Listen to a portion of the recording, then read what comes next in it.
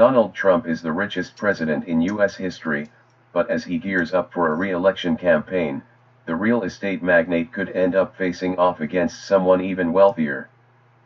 The budding 2020 field of potential challengers includes no fewer than 4 fellow billionaires. The wealthiest of the pack, by far, is former New York City Mayor Michael Bloomberg. The media mogul and gun control advocate's net worth is estimated at nearly $52 billion, according to the latest Forbes 400 Richest Americans list. That dwarfs Trump, whose wealth is estimated by Forbes at $3.1 billion, though Trump has claimed his net worth is higher. Bloomberg may be the best known of the billionaires eyeing a bid, and the most likely to take the plunge, given recent trips to early voting states and a public switch back to the Democratic Party after years as an independent, but several others have stirred speculation. They include hedge fund manager turned environmental activist Tom Steyer, worth $1.6 billion, says Forbes, former Starbucks CEO Howard Schultz, worth $3.3 billion, and investor and Dallas Mavericks owner Mark Cuban, worth $3.9 billion. It's unclear if any of them would decide to run. While Cuban reportedly is flirting with a White House bid as a Republican or independent, the other 3 would be entering a sprawling Democratic field that includes high-profile senators and several former presidential candidates. At least on the Democratic side, their immense wealth could amount to a double-edged sword. Like Trump, they would have the ability to self-finance, which would help not only flood the airwaves with commercials but assert their political independence from special interests. Trump wouldn't be the only one who could claim he's not for sale with donors.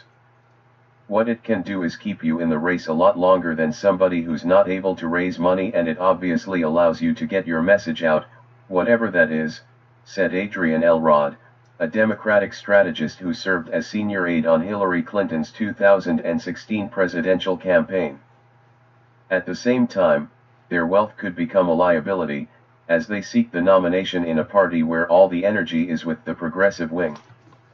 I think it's an uphill battle for a billionaire in the Democratic Party in a way that is distinct from the Republican Party, said Neil Sroka, communications director for the progressive group Democracy for America. It's not necessarily going to hurt them, but it's definitely not going to help them. Sroka noted the income inequality issue will be front and center in the Democratic primary.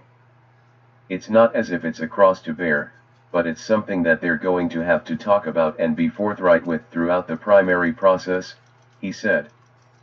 For now, Bloomberg is attracting the most attention among the billionaires.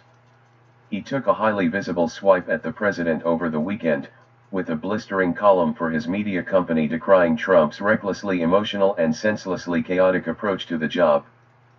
A former Republican turned independent who returned to the Democratic Party this year, Bloomberg made stops in the early caucus and primary voting states of Iowa and New Hampshire this past fall, fueling speculation he's gearing up for a White House run. He's done a lot of good in his post-mayoral life with his wealth, and he's espoused a lot of progressive values as part of that, Elrod said of Bloomberg's efforts to battle gun violence and his vow to make climate change the defining issue in 2020. But she added that the biggest thing that's going to hurt him more than his personal wealth is the fact that he used to be a Republican. She said that would be a far bigger liability competing in a very left-leaning progressive grassroots primary. 2020 Dem prospects make early moves in Iowa.